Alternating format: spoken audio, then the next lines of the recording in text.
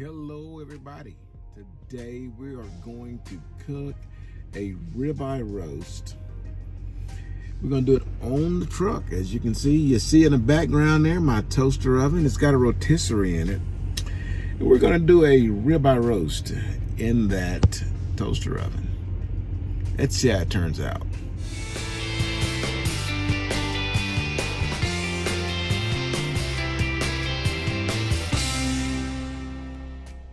All right, everybody, here's my ribeye roast. Now, I know ribeye roasts are generally pretty long, right? Okay, this one's thick, as you can see, and I already got my spigot running through it. Well, this ribeye has been cut, okay, so it's not, normally they're really, really long, right? This is the big end, and then they taper down small. But generally speaking, you would take a longer spigot because it would be on a bigger roaster, of course, and the spigot would go down through the center, and then it would rotate this way. Okay, but of course we are in a truck. We're using a toaster oven, so we couldn't use a roast that big, anyways. Plus, hell, it would take me a year to eat it, right? So this is a piece of the roast. And then I run the spigot through it this way. So now it's just going to rotate like that. I'm doing that because, hell, it's just a small oven. If I tried to go the other way, it probably would touch the bottom and the top of the roaster. So I believe this is going to be the best way to do it. So what we're going to do is, with some olive oil, I'm going to rub it down with olive oil, and then I'm just going to use some Montreal seasoning. Montreal stick seasoning. So I'm not going to get too crazy with it. You can also put salt and pepper on if you want, but that Montreal seasoning, it does pretty good on steaks. And I would normally put quite a few other ingredients on top of it, because generally when you're doing a rib roast, the edge right here where the all the way around where you would put the outside seasoning on it, if you got a really good one, it's going to have a really nice fat cap on it all the way around, and you build a crust of seasonings on it, and that way as it's cooking, the crust will get hardened on the outside of the rib roast, and it just makes an outstanding meal. But I'm going to rub it down, season it up, and then get right back with you. All right, everybody, look at that. You see, I seasoned it pretty heavy all the way around, even on the sides. That is seasoned really, really, really heavy, just like a rib roast is supposed to be. So what we're going to do now is get it in our rotisserie and get it turning. Let's see how it's going to turn out. All right, guys, as you can see, my rib roast is rotating. See there? Okay, my little dripping deal. There's generally a pan that goes on that lower shelf right there, but the roast was touching. Look how it's making it. Look at her. Ugh, it's making it around, but it's not touching top or bottom. But I did have to take the rack off the bottom, so I just put my drip foil instead of on top of the lower pan. I just put it on the base of the toaster oven. Okay, I'm gonna go ahead and close it. See there, look at it. That's gonna be extra effort. You see that fan right there? That fan is what we'll use to move some air. Oftentimes I get questions about how I keep my truck from smelling like food, And what I do is turn that fan on and open the windows, and that fan just pushes air right out, So it's not like, the air stays stale in the truck and there's no movement of air. I let the windows down and push that fan in, and it circulates air out here.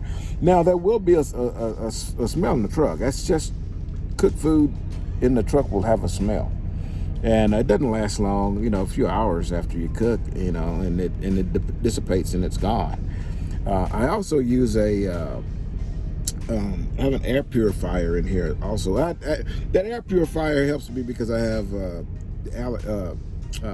allergies will get my head all jacked up, and so I have to keep the air purifier in the truck to keep some good air in here anyways. But it does help with the scent. Okay, it's not as bad if you were to let's say you had food prepared at home and then put it in your microwave and reheated it. Now, if you guys know the deal about the community microwave at work, the person who's got some other kind of food and they put it in the microwave and you're like, damn, we need to burn that goddamn microwave down. Now, I never put another piece of my food in that microwave again. Because it smells pretty strong, right? Well, then that's just a fact. Some foods have stronger smells than others. You don't have to cook them. You just microwave them, and still it goddamn make you want to, stick cotton balls up your nose or something. I don't know. Give yourself a Hitler. Stick your hand in your butt crack and do this in. You know what I'm talking about? A Hitler. Do anything to keep that smell out from you, right?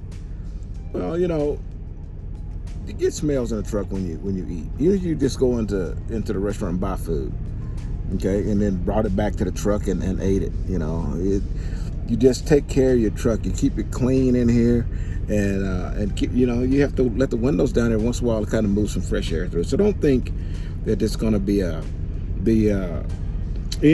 there is no alternative to spending $50 a day eating out here, because you will. If you don't cook for yourself, you're going to spend a bunch of money out here. And $50 a day is not light. I'm not making that up. I'm not just throwing a number out there to make cooking in your truck sound like it's more reasonable. I'm telling you what the truth is. The average meal can cost you $15. Okay, I'm talking breakfast.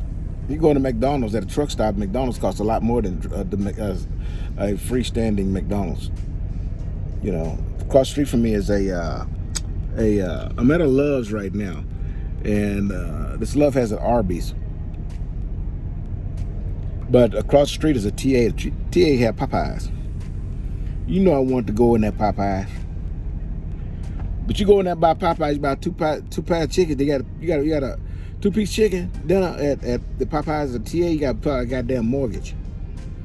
I'm telling you, it's not like Popeyes anywhere else. Okay, so you are definitely gonna spend a minimum of $15. So let's go to dinner. You're gonna spend $15 plus a tip. A lot of times you eat breakfast at a truck stop, at the restaurant. Then you're gonna pay for the meal. You're gonna pay a tip. So it's easy, very easy. You ain't done lunch yet, and then snacks. When I tell you $50 a day, I'm not exaggerating. I don't spend that. I don't spend near that, and I eat much better.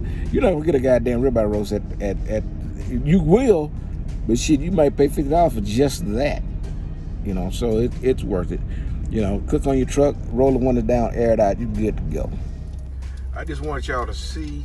You can see real good. You see it starting to form that crust. But if you can look real good, man, look at all that juice on there. Woo! See that juice dripping? Oh my God, look at that. Oh my goodness. That's gonna be some good stuff. See all that down there? And right now, we are 20 minutes in. We're gonna have to go for at least 30 minutes to get this big piece of meat cooked. It's going to be good. Okay, everybody, look at that crust. It turned out wonderful. I'm gonna see if I can. There we go. See if I can.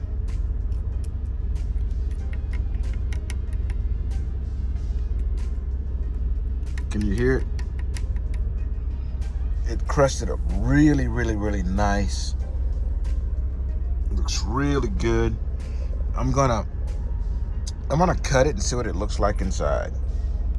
All right, everybody, that looks pretty doggone good. I'm gonna see if I can show you. Look closely.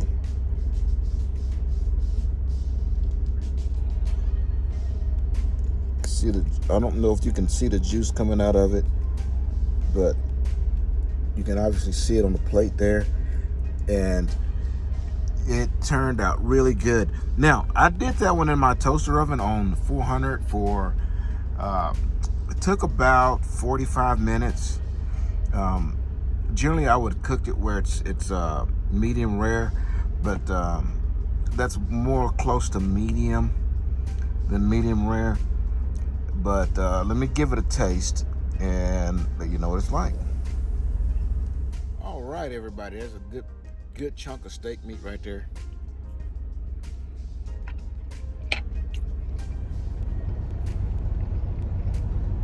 Damn. Woo! That is some good stuff right there.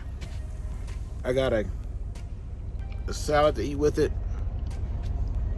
And I mean, the thing is, it's like almost 2 inches thick, and maybe a little more. And it's really good, really, really good. I'm very pleased with the way it turned out. Very simple. Don't you guys get intimidated with cooking. This piece of meat will last me at least 3 meals. And